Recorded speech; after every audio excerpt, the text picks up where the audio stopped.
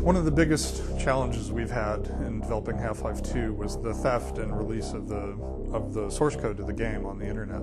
That was a dark day for us at Valve. So it started with me being perplexed by the behavior of my PC. You know, it's like, hey, why is my PC doing this? So I ended up reformatting my hard drive and just sort of saying, well, okay, hopefully that was some strange transient phenomenon. But then we continued to see sort of odd behavior in our network. Some of our internal communication showed up on the internet. And at that point, we were pretty sure that we were compromised. We didn't know how badly it was. It was like, okay, somebody's gotten into our email. So we disconnected ourselves from the internet.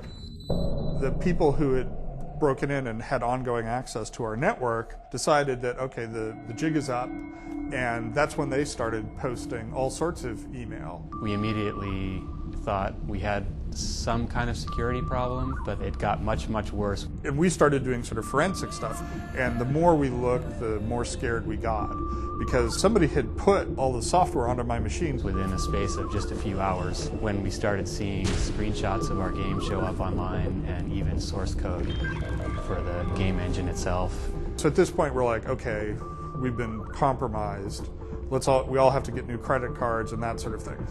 And then they posted the source code. It sort of said, ah, ha, ha, ha, you know, whatever it is that they were saying. And the bottom just fell out. Everybody at the company was completely freaked out.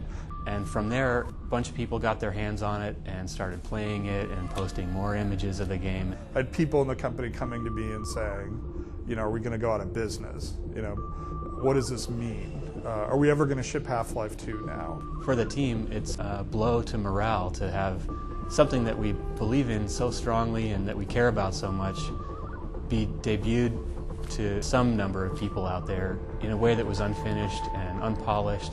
It just hurt us, you know, to have that happen. You know, we were getting these statistics of like, you know, 4 million people have downloaded the source code to the game. And they were like, oh my God. You know, and people were starting to post X-rated screenshots of our characters having sex with each other and just doing all of these things. So we got a hold of the FBI and trying to see if they could help us track us down. We were spending a bunch of time trying to figure out what had been done to our network and trying to dig ourselves out. The FBI was not giving us warm fuzzies that this issue was going to get resolved. They were like, well, no, almost never, nobody ever gets caught. We appealed to the gamer community for help with this problem. They're the ones who help us with everything else we do. So we sent out a message saying, look, our stuff has been stolen. We know that you're anxious to play it just as much as we're anxious to release it. This hurts, so we could use all the help we can get with trying to find the people responsible so this doesn't happen to anybody else. And the community just instantly sort of latched onto this. The response to that was amazing. Tens of thousands of email messages were sent to us with tips about possible sources of the leak or where people were seeing stuff show up online.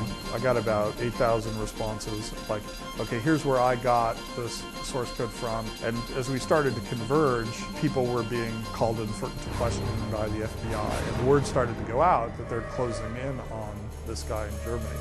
And that's when that person in Germany contacted me saying, please, I'm not such a bad guy after all.